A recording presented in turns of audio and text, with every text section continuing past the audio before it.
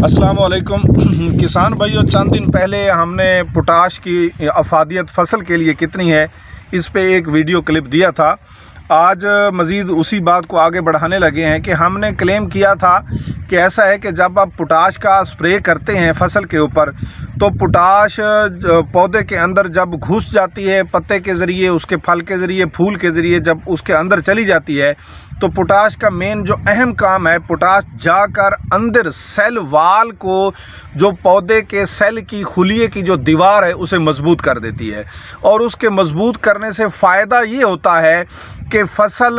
के ऊपर सर्दी के मनफी असरात नहीं पड़ते। मिसाल के तौर पर पिछले दिनों में जब कोहरा पड़ा, जब पिछले दिनों में यूँ समझे कि बर्फ़बारी हो गई, जब टेम्परेचर गिरता गिरता ज़ीरो से पीछे चला गया तो फसलात में, पक्की फसलात में भी नुकसानात हुए हैं। लेकिन वहाँ पर नुकसानात नहीं हुए जिन लोगों ने पोटाश का स्प्रे किया है। हम आपको एक दिखाते हैं उसमें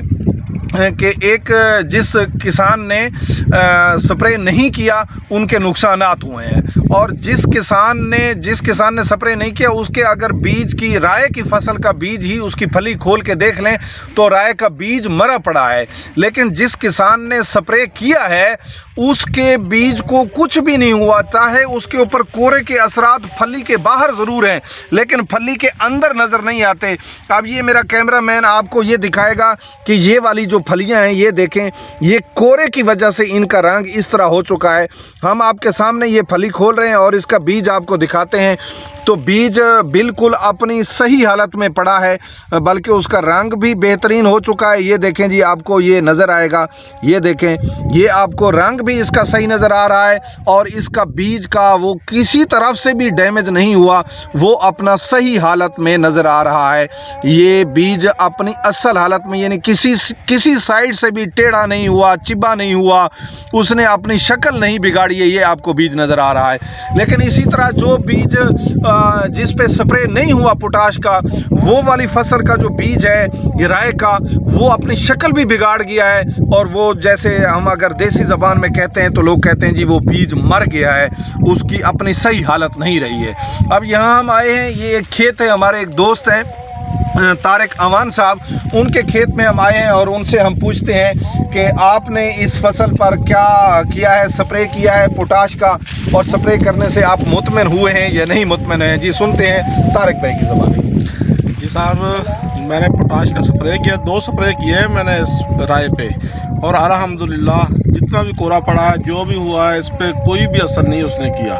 और बिल्कुल उसका दाना खोल के देखो, बिल्कुल सही है, और पूरे 2 एकड़ है, 2 एकड़ में से बिल्कुल सही है, कोई भी दाना ख़राब नहीं हुआ। जी, ये आपने तारिक भाई की ज़बानी सुना, और ये तारिक भाई की खेत के ये जो है ना दाने देखें,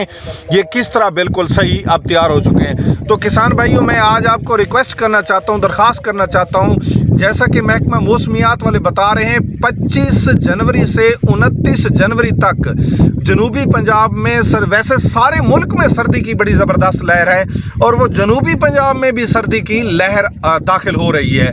महकमा मौसमियात के मुताबिक। तो मैं ये गुजारिश करना चाहूँगा कि इस 25 से 29 तक अपनी फसलात को बचाने के लिए, अब राय का तो तकरीबन फसल गुजर चुका, जिसका राय अभी कच्ची स्टेज पे है वो भी पोटाश का स्प्रे कर दे ताकि वो सर्दी के साथ सही फाइट करेगा। और जिसकी गंदम अभी खोशे बालियाँ निकालने को है, यानी देसी ज़बान में जिसे कहते हैं कि गब की हालत में आने जा रही है, तो उसे चाहिए कि आज और कल में वो जो है ना फ्रूटस का O4 टेक्नोलॉजी का पोटाश का स्प्रे करवा दे ताकि उसकी जो गंदम है वो सर्दी के साथ सही फाइट करे और उसके सिट्टे को, बाली को, खोशे को नुकसान न पहुंचे। उम्मीद है किसान भाइयों, आप अपनी फसल का ख्याल रख के मुल्क और कौम को फ़ायदा पहुंचाएंगे, अपनी फसल की पैदावार बढ़ाएंगे, अपने बच्चों को फ़ायदा पहुंचाएंगे, अपना मुस्तकबिल सेव करेंगे। इंशाअल्लाह ताला हाजिर होते हैं नेक्स्ट वीडियो के साथ। Thank you.